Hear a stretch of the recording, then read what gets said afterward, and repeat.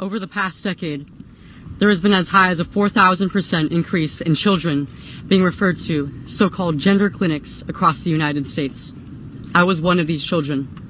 My name is Chloe Cole, and I am an 18-year-old former transgender child. I transitioned from the age of 12 up until 16 when I realized it all was a lie. My story is a cautionary tale. Children and parents across the country have been caught off guard by gender ideology. Discussions about transgenderism and gender identity went from being a relatively benign social oddity to a doctrine that has invaded nearly every academic, medical, and educational institution, seemingly overnight. How did we get to this point?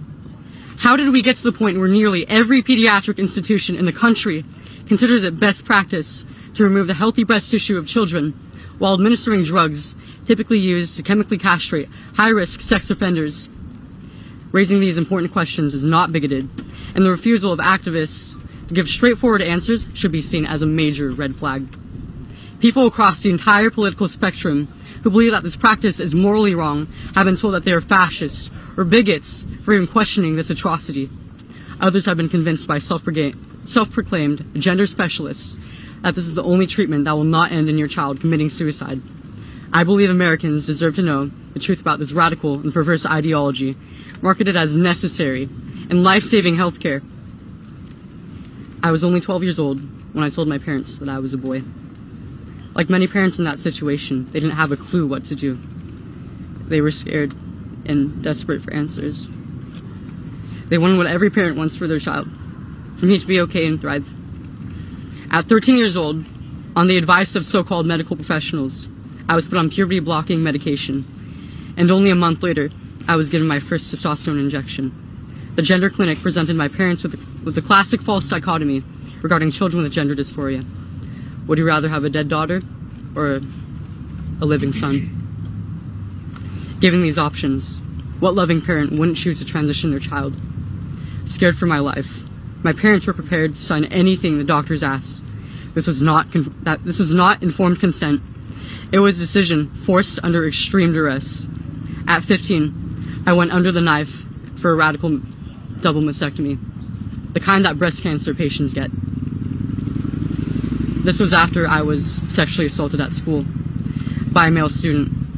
I just told myself to man up, but I lived my life in constant hatred of my breasts. I started binding, which deformed my breasts as well as my ribcage. I was afraid, and I couldn't wait to finally protect my body from the threat of further molestation. At 16, I finally realized what happened to me, and that I had made a huge mistake. I realized the beauty of motherhood was stolen from me by medical professionals who my family entrusted me to. I realized after maturing a bit more that a child does not in fact know who they are at 12 years old. I realized that I wanted to be what I always was, and forever will be, a woman. With this realization came a series of challenges that were far worse than the transition. Somehow, I had to get myself off these drugs and tell everyone in my entire life that I was not who I said I was. My parents were shocked and felt like they failed me on every level imaginable. My friends all turned against me because I was evidence that their beliefs were a lie. I was a joke. I was a fraud. I was many years behind in development, incapable of feeding my future children, and worst of all, completely alone. Even the medical professionals who got me into this mess now have no idea what to do with me, and they refuse to help me. It almost killed me, as it has killed many who regret transition. The big question still remains. I was a 12-year-old introduced to the idea that they could do something as ridiculous as change their sex. I was and still am the type of kid that never really fit into social norms. I was a tomboy, I was shy, I didn't socialize easily. At 11, I made my first Instagram account. I had unmonitored internet access. It wasn't long until I was exposed to a ton of LGBTQ content online. And I had never seen anything like it.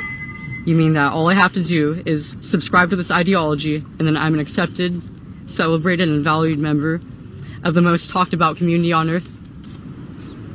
Transgender people are the most celebrated subset of this community. I saw the unbelievable amounts of praise and attention they got online, and subconsciously I yearned to have a piece of it. With every milestone in my medical transition, I was given more and more attention and celebration. It was the ultimate high. Even in person, I got more attention. Girls would have crushes on me, and I would have people come up to me in the hallways asking to make friends, and it was unprecedented for me. I felt like a celebrity. Being a kid, I didn't know just how superficial these relationships were until they all suddenly abandoned me just for struggling to become who I am. Much of this gender confusion is based on old regressive stereotypes of men and women, which are now being reinforced with hormones and surgeries. Women can have short hair and be interested in playing sports and partaking in physical activities. Men can grow their hair out and wear makeup. It does not change their biology. The truth is, this practice is harming more and more children every day. What will we do to protect this most vulnerable group? Up until now, the media has been parroting the same ideologically driven talking points. Affirm, affirm, affirm. The closest I've touched to mainstream media is a Forbes journalist who wrote a hit piece on me calling basic human biology transphobic. There are many detransitioners speaking out, and they are ignored by the institutions most responsible for the search of truth. Up until today, most politicians on the left and right have done nothing but get into Twitter fights on this issue. There is no second chance at childhood, so we must do our best as adults to guide our children to pathways that lead to healthy bodies and minds instead of depression and disfigurement. No child deserves to suffer under the knife of a gender-affirming surgeon. America's children, all children, deserve better. Thank you.